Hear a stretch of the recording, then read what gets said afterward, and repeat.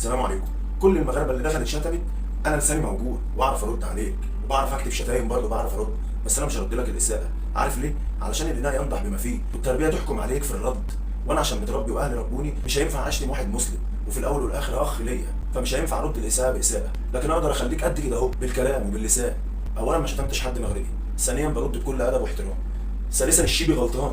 عارف ليه غلطان؟ حط نفسك مكان الشحات، وبيتقال لك كلام طول الماتش في ودنك زي اللي كان بيقوله المترجي كان عمال يستفز محمد هاني في ماتش نهائي افريقيا اللي كسبناكوا فيه في كذا، ومعظم اللي دخلوا يعلقوا وداديين ومحروقين دمهم، فداخل يشتم، ما صدق لقى اي حاجه يشبط فيها يعوض بيها الحقد والغل اللي جواه من الخساره اللي خسرها من الاهلي. بص يا حبيبي انت وهو، لو هنيجي على الغلط بقى، المترجي ضرب محمد هاني في ماتش النهائي ومحدش اتكلم، وطول الماتش عمال يضرب فيه ويضايقه وينرفزه وعطيه الله ضرب عمرو السوليه وعمل مشاكل كتير وعمل حاجات كتير طول الماتش ومحدش اتكلم. فليه بقى انتوا تثيروا الفتنه وتقعدوا انتوا واعلامكم تقولوا كلام، واللي داخل يكتب بيقول كلام ملوش لازمه ولا اي حاجه؟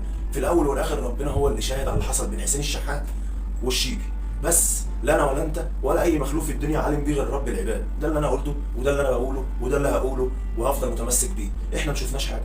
ايه بقى السر في ان حسين الشحات يدي الشيبي بالقلم كده؟ الله اعلم، ما نعرفش، العلم عند الله. فبلاش انت وهو تزايد علينا وتعمل نفسك محترم وتعمل نفسك بتفهم وان انتوا ولاد اصول وان المصريين فيهم وفيهم. لا، مصر والمغرب اخوات. مش هقول لك مصر ام الدنيا والكلام اللي بيتقال ده، احنا في الاول والاخر اخوات، بس اخوات. ركز في اللي انت بتكتبه واللي انت هتكتبه، علشان انا بقول لك احنا في الاول مسلمين واخوات. فما ينفعش اقول لك انت اخويا في فيديو وتيجي انت تقوم كاتب لي تعليق سب. الكلام منتهي. وعندنا ياما لعيبه مغاربه احترفت في الاهلي وفي الدوري المصري، واخرهم بدر بنون وازارو وجاي من الجيش الملكي رضا سليم. فما تسيروش الفتنه. لو الاهلي عامل غلط وحسين الشحات عامل غلط، ما كانش الجيش الملكي فرط في رضا سليم وبعته للاهلي.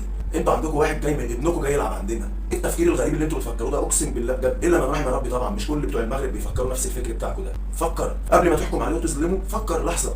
ليه عمل كده؟ ليه هو اتصرف؟ ايه اللي وصله لكده؟ راجل بيصلي علامه الصلاه في وشه قد كده، لما لاعب يطلعه عن شعوره ويخليه يسب الدين ويديله بالقلم، يبقى اكيد ده عمل حاجه كبيره. ولو تلاحظ كده في الفيديو هو بيشد ويقول له انت قليل الادب طول الماتش مضايقني وطخ راح مديله بالقلم، فاكيد عمل حاجه كبيره. مستحيل هيديله بالقلم كده من فراغ.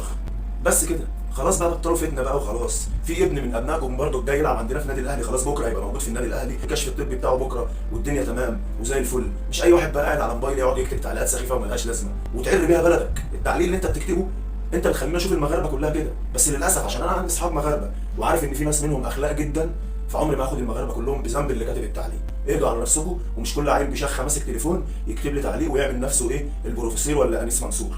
وارحمونا بقى من تعليقاتكم السخيفه دي. السلام عليكم.